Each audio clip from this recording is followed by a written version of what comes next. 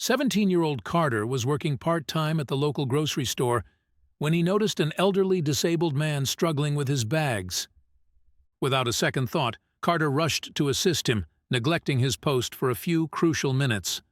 The store manager, prioritizing protocol over compassion, didn't see it that way, and decided Carter's act of kindness was grounds for immediate dismissal.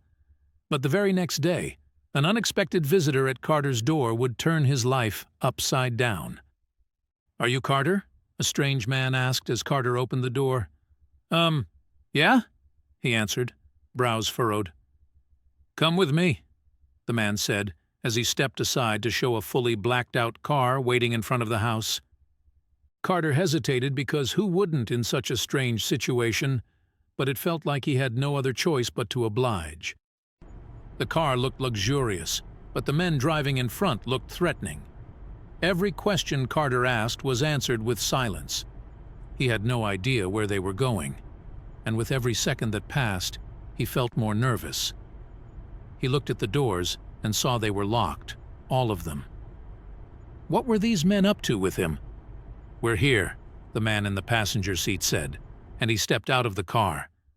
The doors, however, stayed locked so that Carter couldn't get out on his own terms. Just as his heart rate picked up because the man was taking so long, his door opened. But who were these men? What did they want with Carter? And where did they take him? Working at the local grocery store was Carter's first step into the real world. He wanted to earn his own money to buy his own things without always having to ask his parents for permission. It was something he had longed for a very long time, and he took his job very seriously. Aside from that, Carter also loved helping people, which made his job more enjoyable. Out of all his co-workers, Carter had the brightest smile, and he never faked one. No question was ever a burden, so it came as no surprise that he jumped in to help a disabled man with his grocery bags. The man hadn't even asked for it, but Carter saw him struggle and couldn't not help the man. Sadly, the store manager thought otherwise. He prioritized helping actual customers above helping people who had already paid. As soon as he spotted Carter out in the parking lot, he wasted no time walking up to him and asking him what on earth he thought he was doing. "This is not what I pay you for," the manager angrily said. Carter had to hold himself back from saying that the store manager wasn't even the one paying him at all, but he paused and told the store manager this would only take a second. Carter was a little embarrassed, as the disabled man could clearly feel the store manager's arrogance, and that was not a look he wanted to be associated with. "There you go, sir. That was the last bag," Carter said as he closed the man's trunk. The man thanked him and even offered him some cash, which Carter kindly refused. After that, Carter headed back inside, already mentally preparing himself for the scolding he would get from the manager. But to his surprise, the manager was nowhere to be seen. Just as Carter wanted to resume his job, his name was called over the intercom, asking him to come to the manager's office. After exchanging some eye-rolling looks with one of his colleagues, Carter headed up there. The store manager's face looked serious as he greeted Carter into the office. "Sit," he said, as he demandingly pointed to the chair. Carter sighed as he sat down. "Look, I'm sorry, but the man needed help. He had only one leg," Carter said, trying to defend himself. But the manager's mind was made up. "I'm going to have to let you go," he said. Carter's stomach dropped. Was he serious? He couldn't believe he was being fired over a good deed he had done. But the store manager couldn't be more serious. As Carter walked out of the store, leaving his apron at his usual checkout desk, he said goodbye to his work bestie, Linda. "What a prick," Linda said as she gave Carter a hug. They promised to stay in touch, but it didn't make Carter feel better. He had lost his job over something so stupid. He almost didn't tell his mother, who had been so proud of him for getting the job in the first place. "You're home early," she said, surprised at seeing her son's face. But Carter couldn't hide his disappointment. He sighed as he gave his mother a hug, letting her know there was something going on. "You don't have to tell me if you don't want to," she kindly said. Carter's mother was furious after hearing why Carter had been let go. Carter had told her almost immediately after their hug, confiding in his mother for advice. His mother suggested that she should call the grocery store's owner, but Carter told her to let it go and went to his room.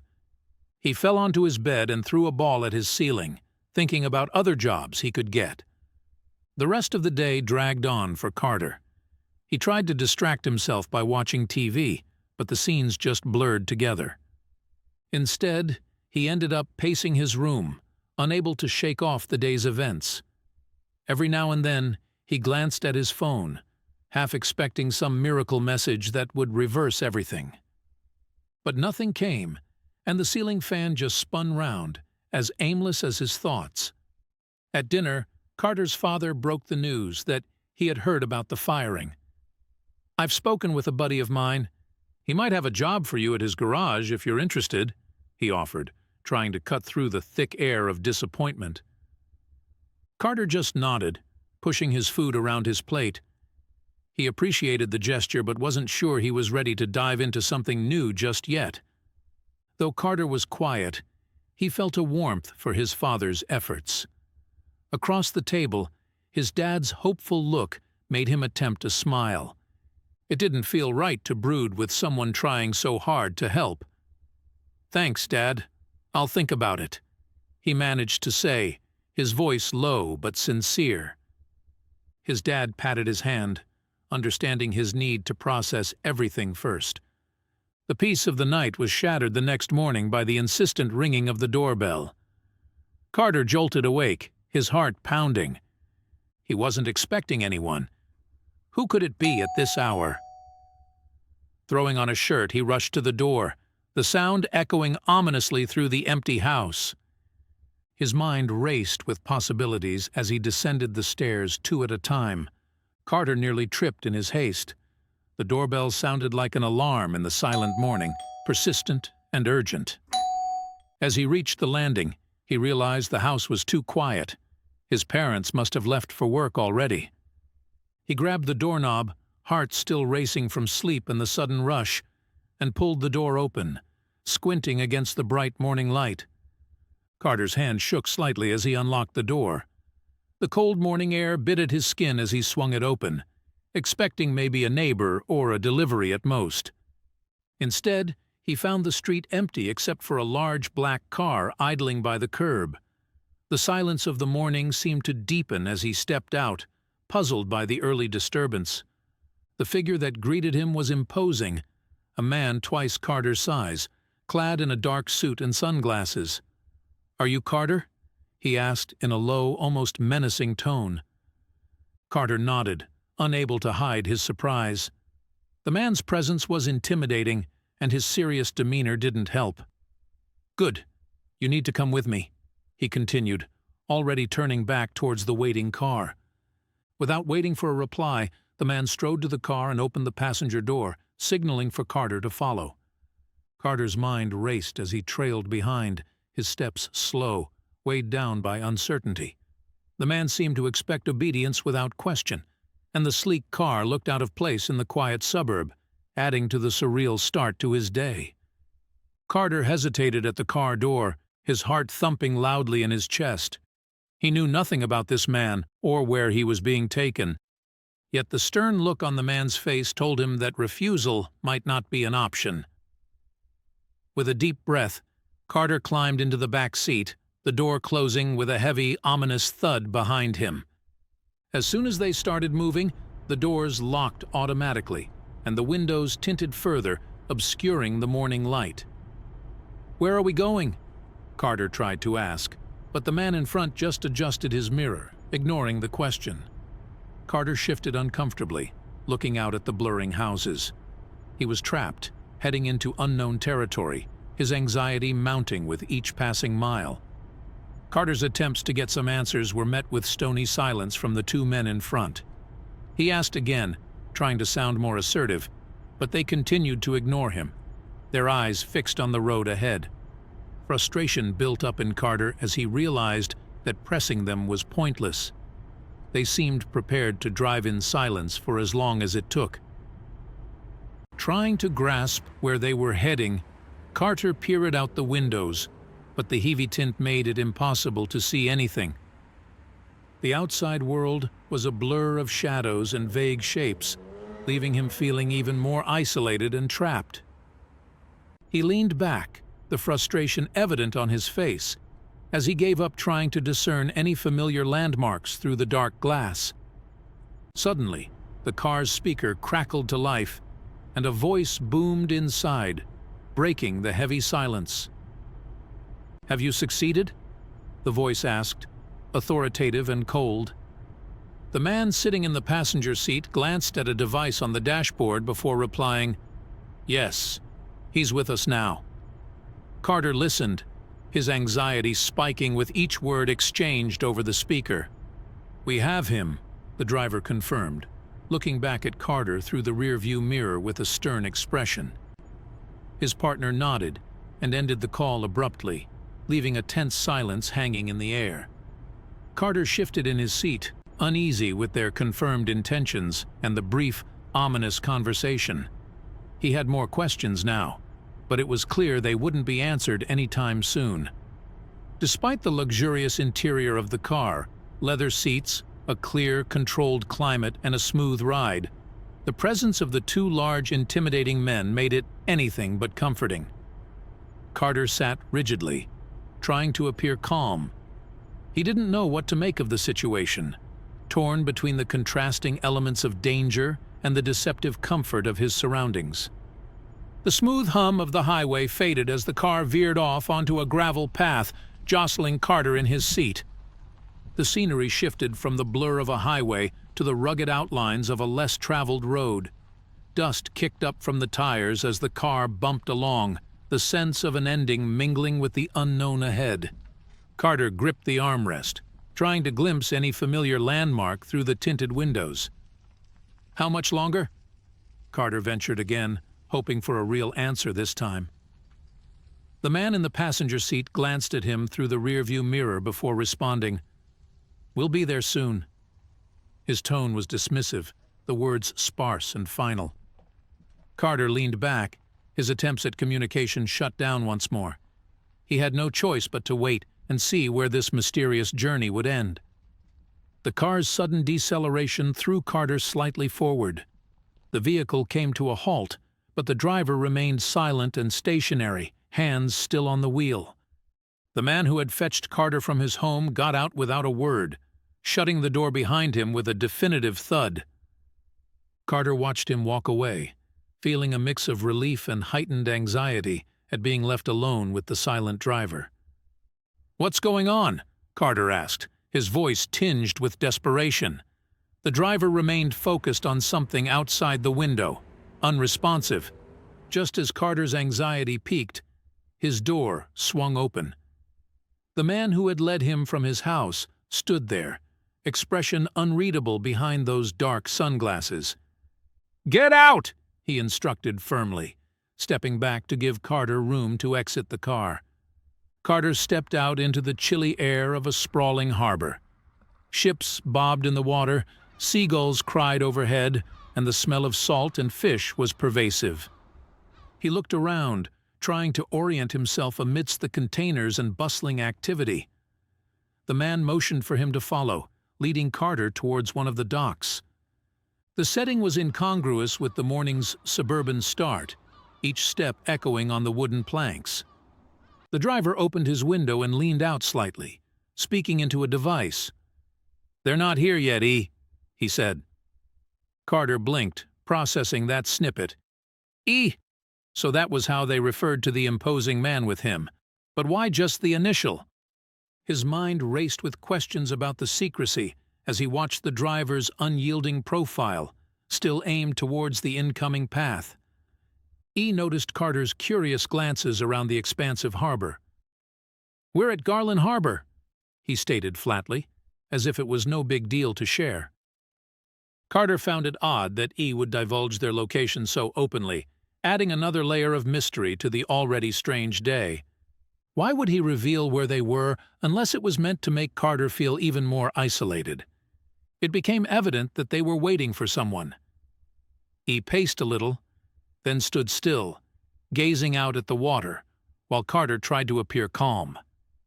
Other than sharing the name of the harbor, E remained tight-lipped, his face giving away nothing. Carter's apprehension grew as he followed E's gaze to the horizon, wondering who was important enough to warrant such a secretive meeting.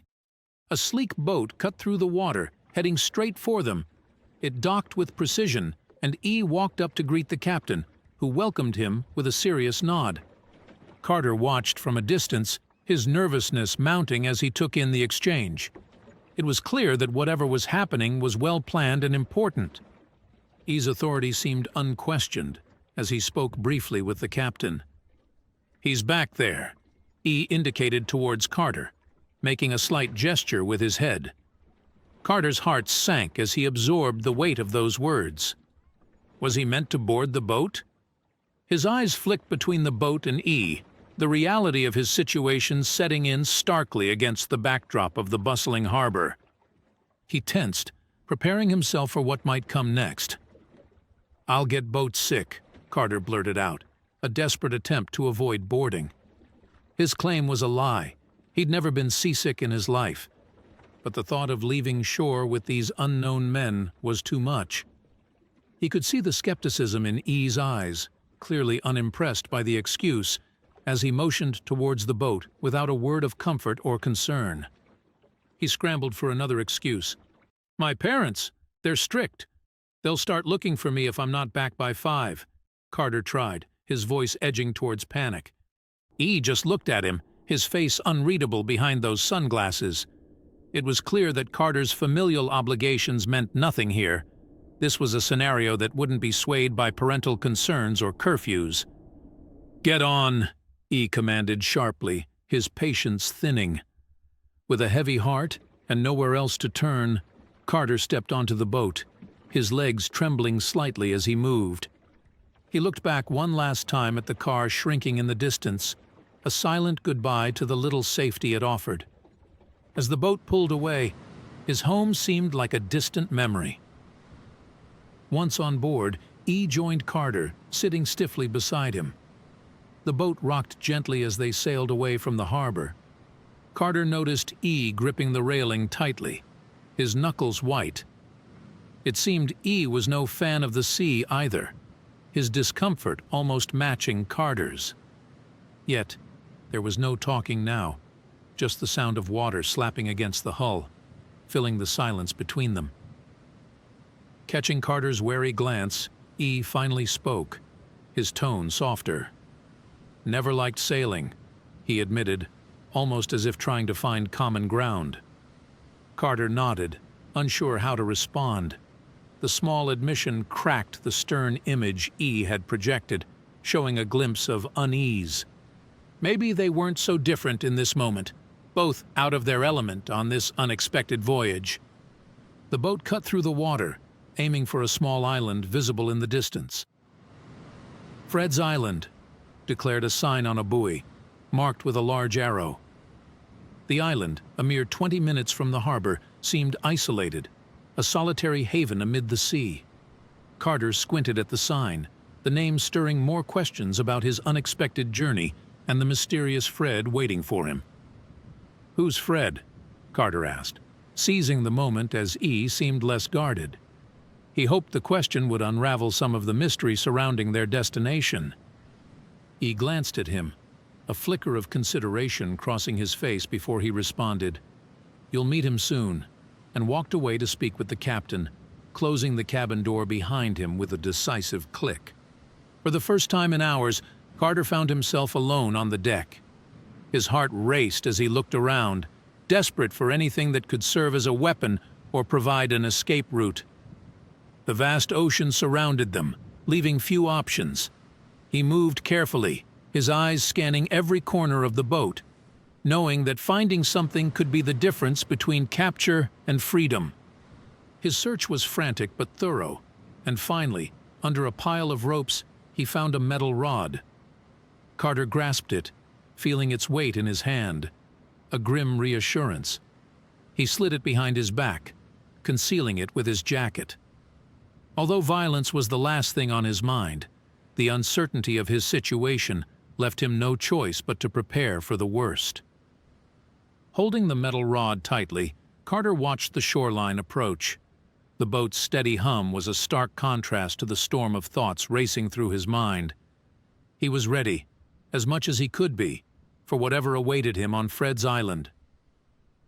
The sight of a single house and a large shed confirmed the isolation of the place, a setting that might demand the use of his hidden defense.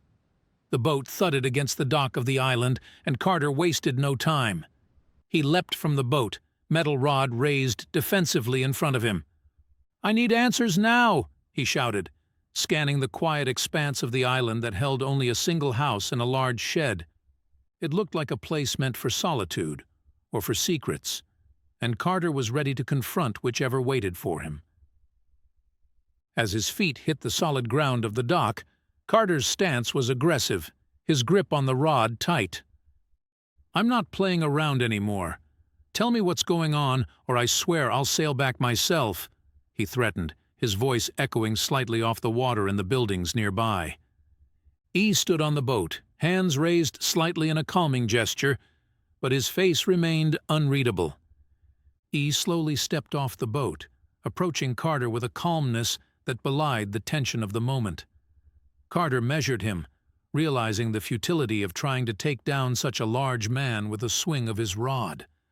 E's muscles were tense, ready for any move Carter might make, yet his approach was steady, and his voice, even as he spoke, trying to defuse the situation. "What's going on here?" The sudden question came from behind Carter, in a voice startlingly familiar.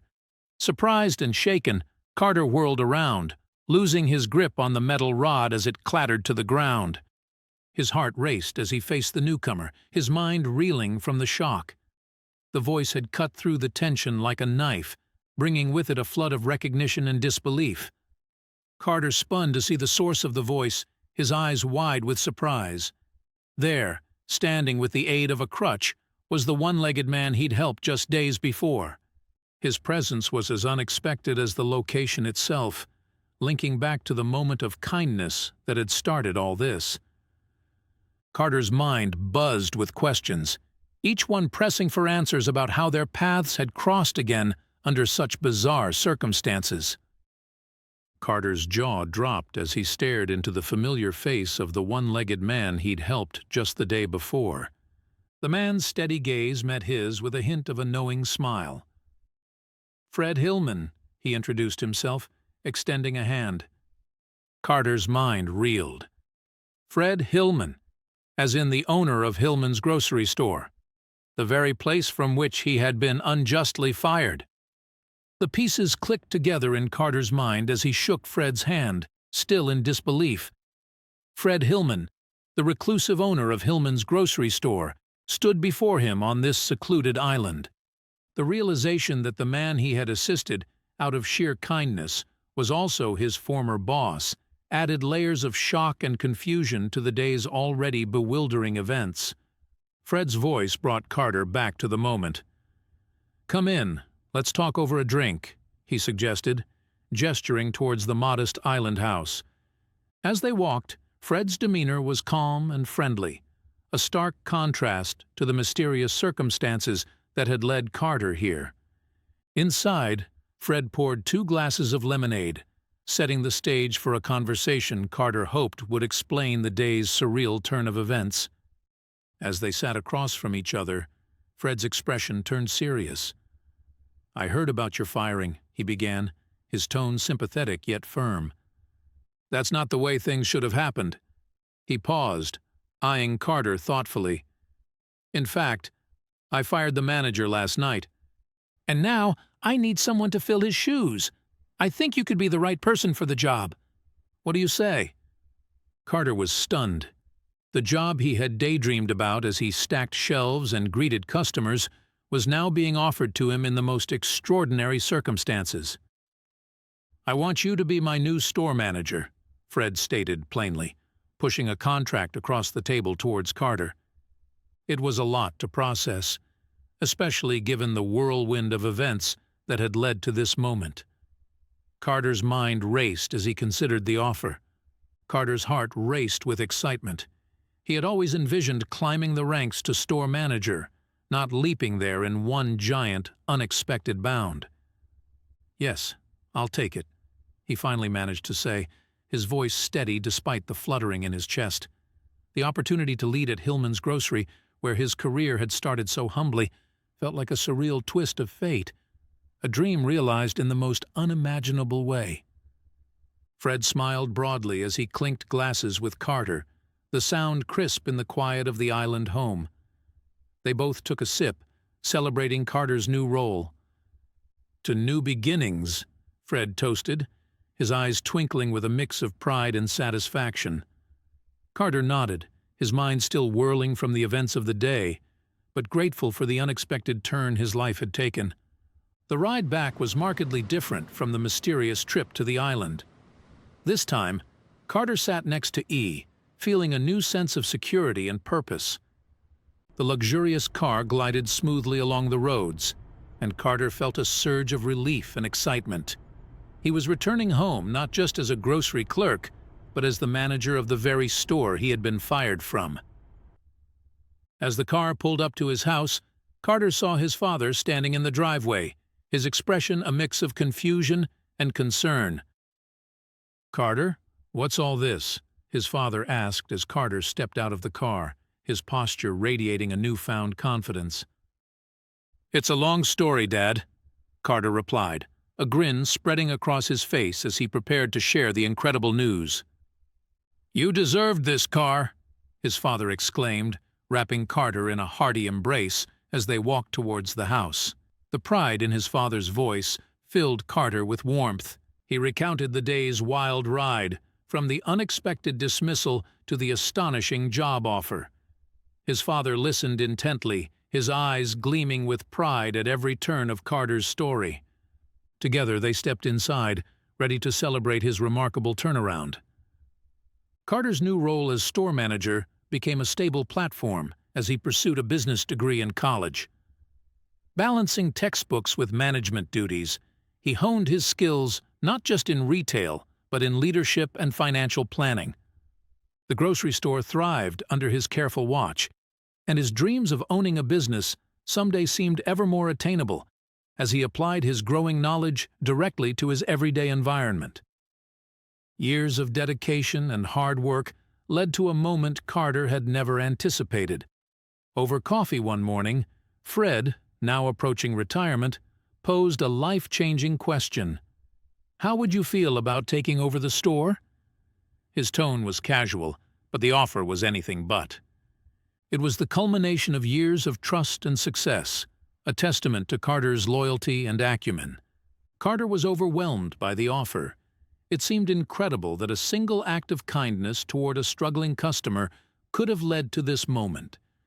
He accepted without hesitation, aware that this opportunity was a rarity in anyone's career.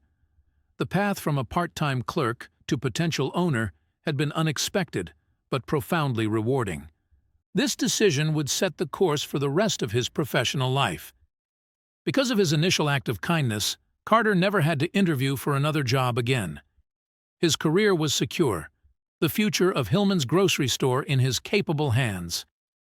This stability allowed him to focus on growth and innovation rather than job security, ensuring the store's success continued under his leadership and beyond. Carter had created a legacy that would support not only him, but also his family for generations. The grocery store became a family emblem passed down through the generations.